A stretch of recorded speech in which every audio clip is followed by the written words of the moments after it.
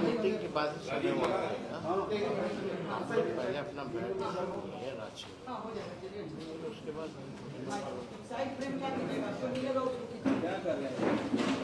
आराम से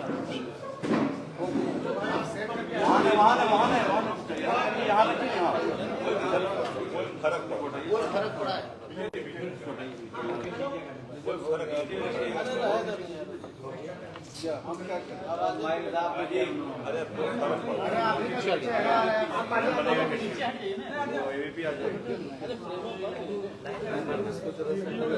यहाँ रखिए ना, आ जाएगा।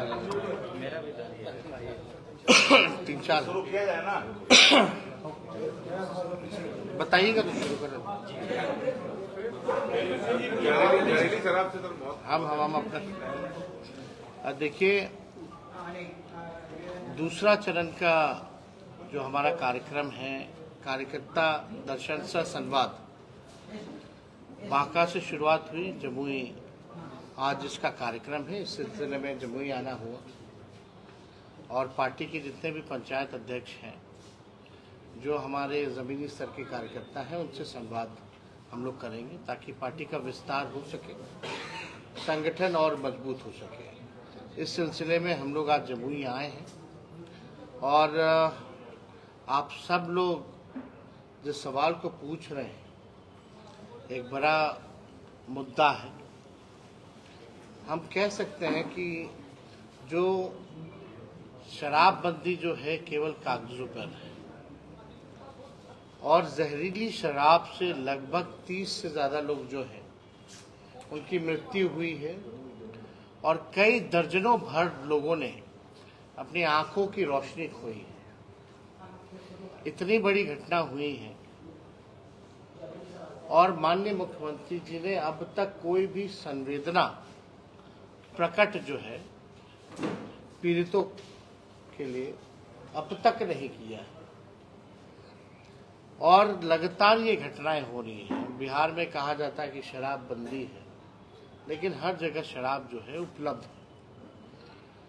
ये सत्ता में बैठे लोग, माफिया, अधिकारी, ये सब कंट्रोल कर रहे हैं। बिहार में जिस प्रकार से लगातार ऐसी घटनाएं बढ़ रही हैं, शराब उपलब्ध हो रहे हैं, ये पूरी तरीके से फेल है और सत्ता संरक्षण अपराध जो है ये किया जा रहा है। लोग मरे नहीं हैं, बल्कि हम कह सकते हैं उनकी हत्या की गई है। और जिस प्रकार से कोई भी पदाधिकारी या बड़ा अधिकारी, किसी पर भी अब तक कोई कार्रवाई नहीं की गई। तो इसमें सत्ता में जो लोग बैठे हैं, उन लोगों को जवाब देना चाहिए कि किस प्रकार का ये शराबबंदी चल रहा है, ये क्या खेल चल रहा है। गरीब जो है वो मारे जा रहे हैं, गरीबों पर मुकदमा होता है, लेकिन शराब जो सप्लाई होता है, जहां से आता है, उन लोगों को छुआ तक नहीं जाता है। और जिनके संरक्षण में शराब आ रहा है, कई जगह तो जनता दल यूनाइटेड के कार्यकर्ता जो है पकड़े गए कि किस प्रकार से ये लोग जो है शराब की ब्लैक में स्मगलिंग कराते हैं और बिकवाने का काम कराते हैं, होम डिलीवरी कराते हैं। लेकिन अभी दुख की बात है कि हमारे बिहार के लोग, गरीब लोग मरने जा रहे हैं और सरकार जो है अफसोस तक भी नहीं करती। शराब आ रहा है, बन रहा है, तभी तो ये घटनाएं हो रही है। अगर शराब आता नहीं, शराब बनाए नहीं जाते, नकली शराब, देसी शराब, तो ये घटना नहीं होती। और आप सब लोगों को पता है कि किस प्रकार से, आप सब पत्रकार हैं, सब लोग जानते हैं इस चीज़ों को कि बड़ा इजीली जो है शराब उपलब्ध यहाँ बिहार में कहीं भी उपलब्ध हो जाता है। जब आपको, हम लोगों को पता है उपलब्ध होता है, तो क्या थानों में पुलिस को नहीं पता है? कि कहाँ से कैसे उपलब्ध हो रहा है, सब कुछ पता है। केवल ये खेल जो है भ्रष्टाचार का है, केवल पैसों का खेल चल रहा है और लोग जो है मारे जा रहे हैं। तो एक बहुत ही दुखद घटना है, लगातार ऐसी घटनाएं हो रही हैं और मुख्यमंत्री जो है अब तक जो है खामोश है। कभी भी मुख्यमंत्री किसी भी विषय पे, गंभीर विषय पे वो बोलते नहीं है। अब तो कितना दिन हो गया, प्रधानमंत्री तो कभी प्रेस कॉन्फ्रेंस और प्रेस से इंटरेक्ट नहीं करते, वो अलग बात है। लेकिन हमारे बिहार के मुख्यमंत्री भी प्रेस से बात नहीं करते, सवाल नहीं लेते हैं। कितने दिन हो गए अब तक मुख्यमंत्री को एक प्रेस कॉन्फ्रेंस किए हुए, चाहे कितनी सी बड़ी घटना हुई हो, चाहे कितना भी गर्म मुद्दा हो, आज तक किसी विषय पे मुख्यमंत्री ने अपनी चुप्पी नहीं तोड़ी है। और उम्मीद करते हैं, अपेक्षा करते हैं कि कम से कम माननीय मुख्यमंत्री जी कम से कम संवेदना तो प्रकट कर सकते हैं।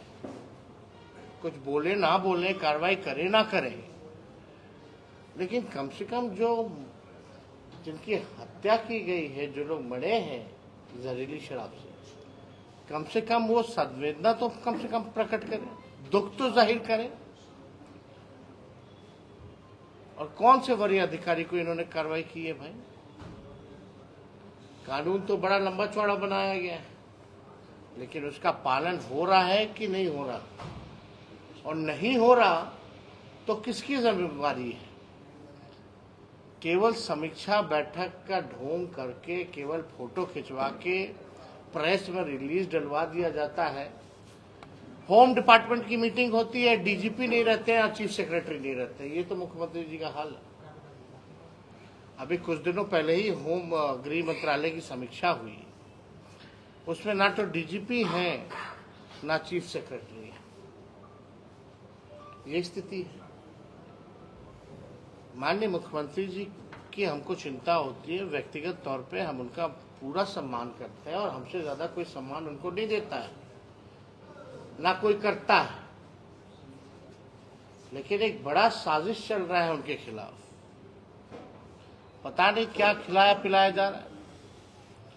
हजारों करोड़ों हजारों की योजनाओं में एक कमरे में बैठा दिया जाता, वहीं से सब कुछ करा दिया जाता, 15 मिनट में सब कुछ खत्म कर दिया जाता प्रोग्राम, किसी पे कुछ नहीं बोलते।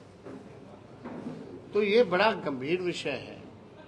अब सब लोग समझ सकते हैं कि मुख्यमंत्री जी एक उम्र हो चुका है, उस पर कोई टिप्पा टिप्पणी हम नहीं करना चाहते, लेकिन जब बात आती है सरकार की चलाने की, तो इसमें माननीय मुख्यमंत्री जी बिहार चलाने लायक अब नहीं रह गए।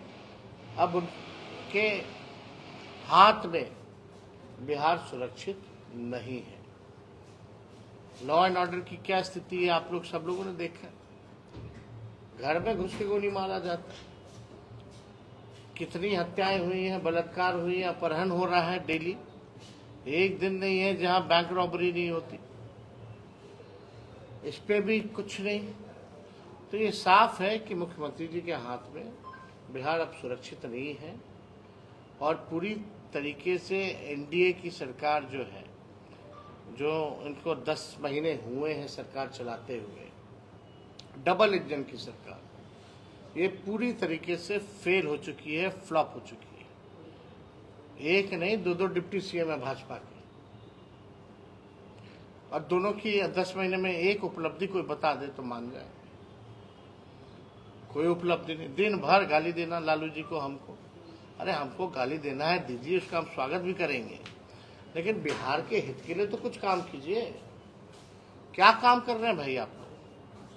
जो हम लोगों ने आरक्षण बढ़ाया, उसको हम लोग बोले शेड्यूल 9 में डाल दो, तो यहाँ तो कोर्ट जाकर के भाजपा के लोगों ने आरक्षण ही खत्म करा दिया। अब राष्ट्रीय जनता दल लड़ रहा है सुप्रीम कोर्ट में इसको लेकर के। मुख्यमंत्री चुप्पी साधे हुए। जो जाति आधारित गणना के बाद हम लोगों ने आरक्षण की सीमा बढ़ाई 65% और 10% AWS का रखा, यानी टोटल 75%। इस पे भी कुछ चुप्पी एकदम मुख्यमंत्री अब बोल नहीं। इतना बड़ा निर्णय था। घूम घूम करके हम लोग गए, प्रधानमंत्री जी के पास गए, मुख्यमंत्री खुद गए साथ हमारे, कि जाति आधारित गणना करिए। अब क्यों चुप है भाई? आप तो पूरे देश में चाह रहे थे, अब तो आपके पास केंद्र में आप पार्ट है सरकार का, तो आप पूरे देश में क्यों नहीं करा रहे? तो कोई भी विकास का काम जो है बिहार में हो नहीं रहा। केवल जो है आप देखिएगा, बाढ़ जो आया, बाढ़ में भी क्या स्पेशल पैकेज मिला बिहार को। 7-8 में कोसी में जब भयावह बाढ़ आई थी तो उसमें तत्कालीन प्रधानमंत्री मनमोहन सिंह, सोनिया गांधी जी, लालू जी रेल मंत्री थे, वो लोग आए थे, 1000 करोड़ का पैकेज दिया था केवल बाढ़ पीड़ितों के लिए 2007-8 में। इस बार कितना मिला आप बता दीजिए? किस बात का डबल इंजन का सरकार है? ये लोग केवल सत्ता हासिल करना चाहते हैं, सत्ता में बैठ के मलाई खाना चाहते हैं, लेकिन बिहार के हित के लिए ना गरीबी पे बात करते हैं, ना बेरोजगारी पे बात करते हैं, ना महंगाई पे बात करते हैं, ना पलायन पे बात करते हैं, ना निवेश पे बात करते हैं, ना कारखानों के बारे में बात करते हैं। 17 महीने में हम लोगों ने 5 लाख नौकरियां दी, 3 लाख नौकरियां प्रक्रियाधीन कराई। वो प्रक्रियाधीन नौकरियां जो निकली हैं, अब तक कोई बहाली नहीं हो पाया उस पर 10 महीनों में, अब तक नहीं हो पाया। कई विभाग आप देख लीजिए खोल के, पदे रिक्त हैं। स्वास्थ्य विभाग में हम लोगों ने प्रस्ताव दिया था कैबिनेट में, मुख्यमंत्री जी ने रोका उसको कि थोड़े दिन में करेंगे। पब्लिक हेल्थ कैडर लगभग 1.5 लाख लोगों का उसमें वैकेंसी है, वो अब तक नहीं हो पा रहा। तो ये सरकार केवल जो है अपनी चिंता करती है, जोड़ तोड़ करके सरकार बनाना, डरा धमका करके सरकार बनाना, यही काम रह गया। ना बिहार की चिंता, ना बिहार के लोगों की चिंता। तो अगर और कोई सवाल आप लोगों का होगा। जिलों की बात छोड़ दीजिए, पटना राजधानी में शराब बनाने की फैक्ट्री पकड़ी गई है, बड़ी फैक्ट्री पकड़ी गई है, बहुत बड़ा जखीरा पकड़ा गया, क्या कहेंगे? देखिए, इक्का दुक्का चीज है, पकड़े हैं पूरे बिहार में है कि अब शराब आ कहाँ से ना, जब तो कुछ तो इन्वेस्टिगेशन होना चाहिए ना कि भाई अगर बॉर्डर पे अगर शराब अंदर घुस रहा है तो वो आ कहाँ से। तो मेन जो लोग हैं, बड़े बड़े जो मछलियां हैं, उनको क्यों नहीं पकड़ा जा रहा? सवाल तो ये पैदा होता है। और 100 ट्रक एंट्री करा दीजिएगा, एगो को पकड़ लीजिएगा, उसमें अपना उपलब्धि मानिएगा। तो सब खेल जो है बिहार के लोग, सब लोग समझ रहे हैं। कांग्रेस ने कहा है कि शराबबंदी कर देना चाहिए बिहार से। देखिए, एक बात समझ लीजिए, ये विषय जो है, इस विषय पे हम इतना जरूर कहना चाहेंगे कि हम सब लोगों की कोशिश रही है, हम सब लोग ये भी चाहते हैं कि नशा मुक्त हो बिहार। शराब बंदी है लेकिन शराब उपलब्ध है, लेकिन और भी नशा की जो चीजें हैं, ड्रग्स वगैरह हैं, वो उसकी भी जो चीजें जो हैं वो बिहार में बढ़ गई हैं, काफी और भी नशा हो रहा है। तो देखिए, हम लोग तो ये चाहते हैं कि नशा मुक्त रहे बिहार, लेकिन इस विषयों पे जो है खत्म होनी चाहिए, नहीं होनी चाहिए, इस पे हम अभी कोई टिप्पा टिप्पणी नहीं कर सकते, क्योंकि हम लोगों का एकमात्र लक्ष्य है कि भाई नशा मुक्ति जरूरी है।